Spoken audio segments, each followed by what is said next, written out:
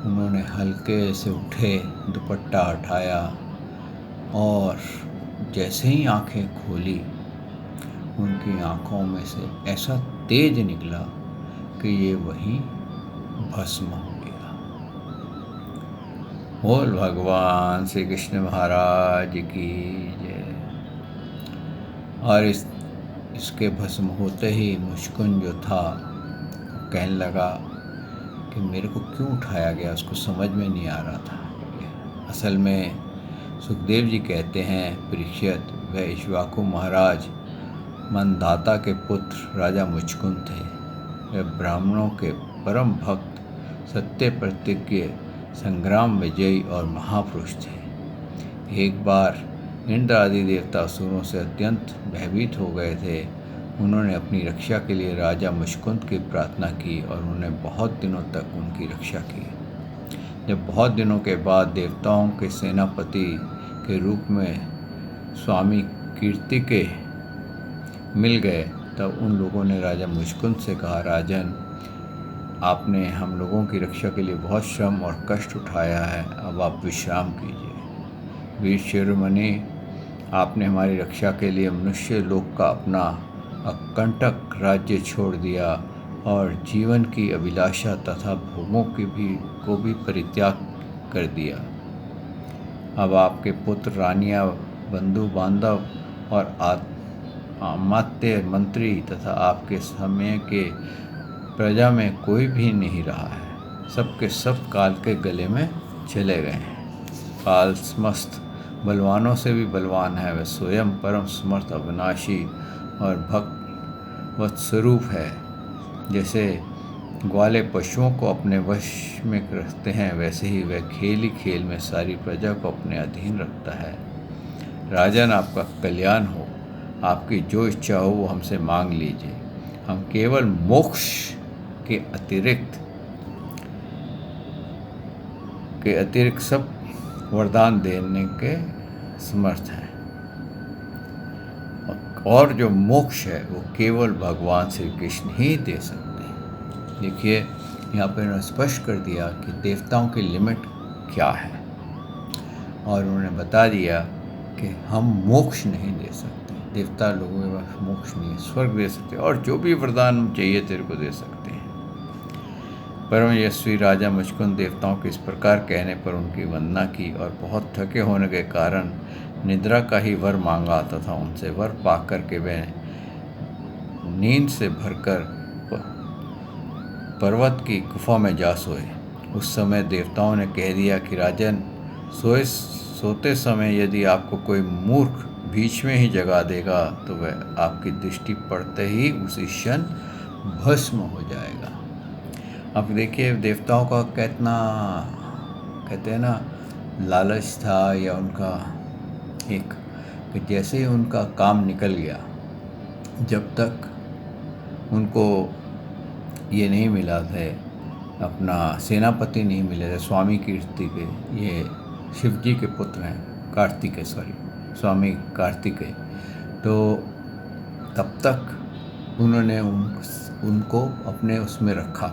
लेकिन जैसे ही स्वामी कार्तिकेय मिल गए, वैसे ही उनसे बोला, अब आपकी ज़रूरत नहीं है, आप जाओ।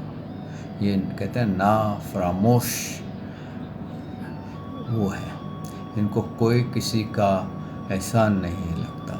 अपना कार्य हुआ, ऐसे ही कहते हैं।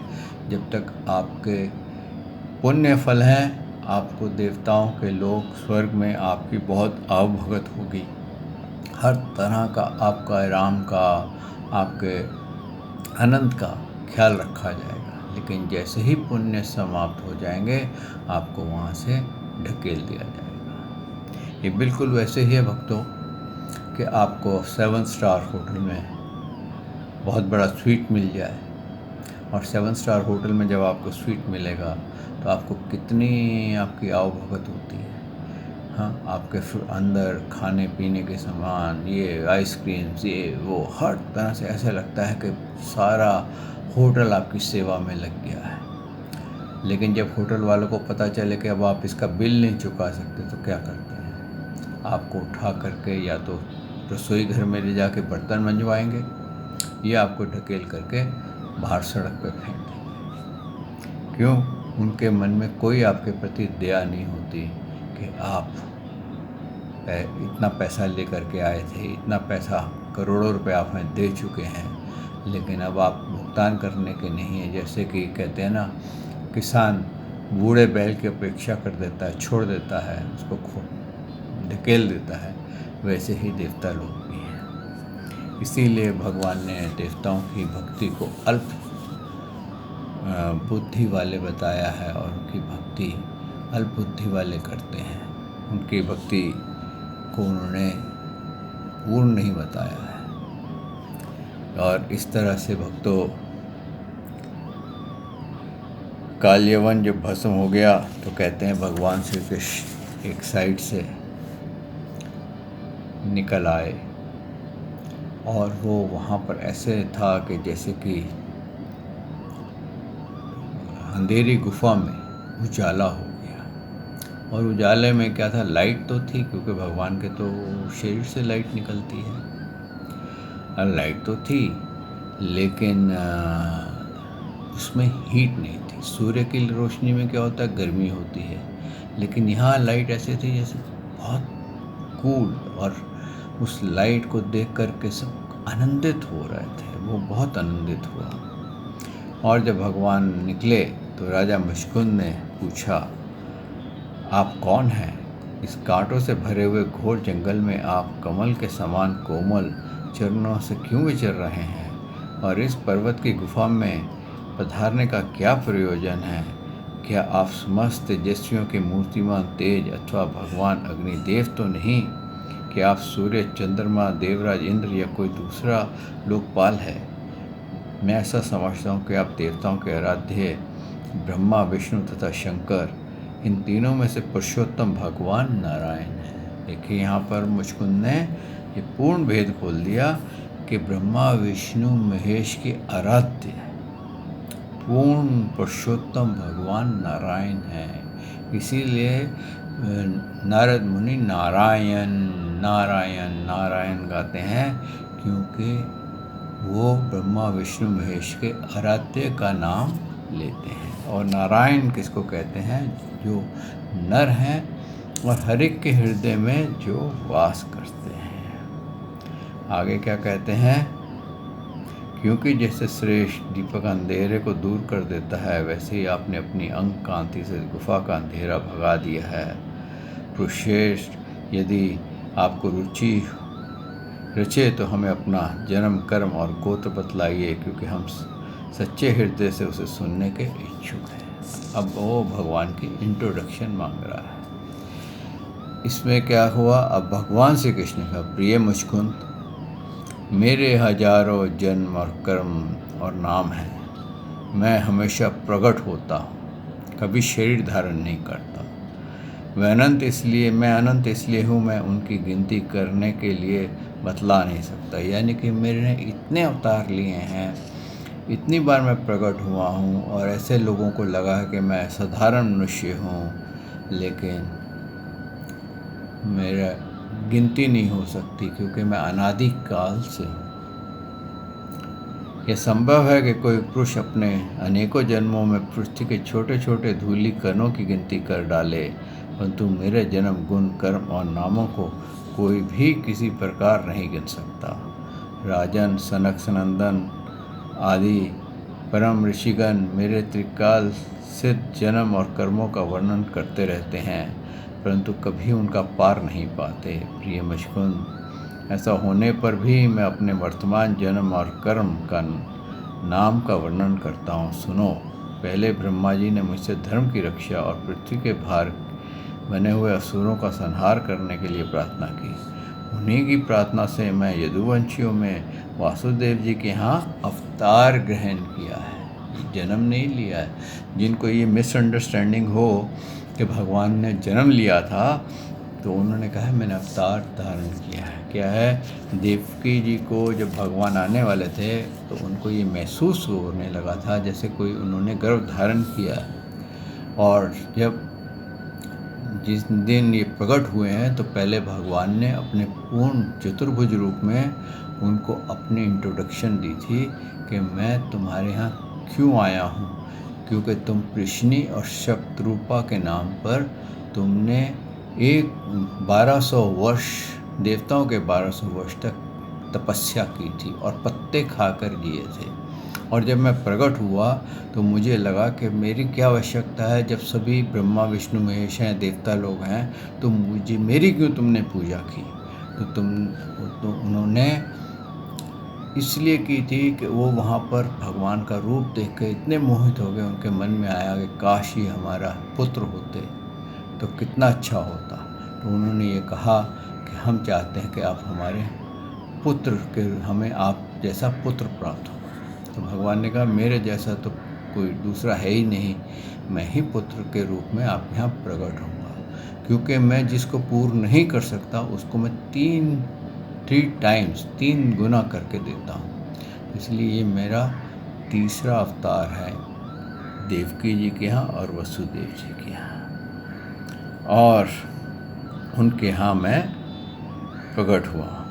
अब तक मैं कालनेमी असुर को, जो कंस के रूप में पैदा हुआ था, तथा ट्रम्बासुर अनेकों साधुद्रोही असुरों का संहार कर चुका हूँ। राजन, यह काल यवन था जो मेरी प्रेरणा से तुम्हारे तीक्ष्ण दृष्टि पड़ते ही भस्म हो गया था। वही मैं तुम पर कृपा करने के लिए इस गुफा में आया हूँ। तुमने पहले मेरी बहुत आराधना की है और मैं हूँ भक्तवत्सल। इसलिए राजऋषि, तुम्हारी जो अभिलाषा हो मुझसे वर मांग लो। भगवान क्या करते हैं, प्रकट होते तो कहते हैं वर मांगो, प्रसन्न हो जाते हैं। इसलिए कोई भी वर मांगो। जो पुरुष मेरी शरण आ जाता है उसके लिए फिर ऐसा कोई वस्तु नहीं रह जाती जिसके लिए वह शोक करे। कहते हैं इसके ऊपर सुखदेव जी कहते हैं, जब भगवान श्री कृष्ण ने इस प्रकार कहा तब मुक्षुंद ने वृद्ध गर्ग का यह कथन याद आ गया कि यदुवंशियों में भगवान श्री कृष्ण अवतीर्ण होने वाले हैं। वे जान गए कि यह स्वयं भगवान है, नारायण हैं। अनंत से भरकर उन्होंने भगवान के चरणों को प्रणाम किया और इस प्रकार स्तुति की, उनकी प्रार्थना की। हे प्रभु, हे जगत के स्वामी, आपकी माया अत्यंत मोहित कर देती है। वे आपसे विमुख होकर के अनर्थ में ही फंसे रहते हैं और आपका भजन नहीं करते। वे सुख के लिए घर गृहस्थी को उन झंझटों की फंस जाते हैं जो सारे दुखों के मूल स्रोत हैं। इस तरह स्त्री और पुरुष सभी ठगे जा रहे हैं। इस पाप रूप संसार से सर्वथा रहित प्रभु, यह भूमि अत्यंत पवित्र कर्म भूमि है। इसमें मनुष्य का जन्म अत्यंत दुर्लभ है। ये कहाँ का है? ये इस पृथ्वी पे भारतवर्ष का जन्म अत्यंत दुर्लभ है। लेकिन यहाँ पर जन्म मिलने के बावजूद भी हम भगवान को नहीं जान पाते, जो सृष्टि से पहले थे, आज भी हैं और सृष्टि के बाद भी रहेंगे।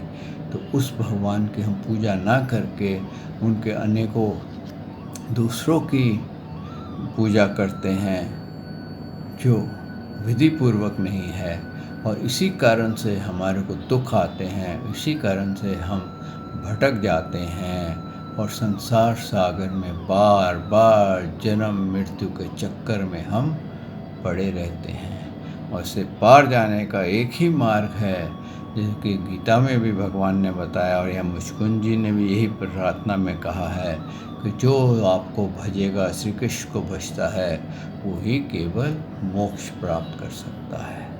आइए भक्तों, यहाँ वाणी को विश्राम देते हैं।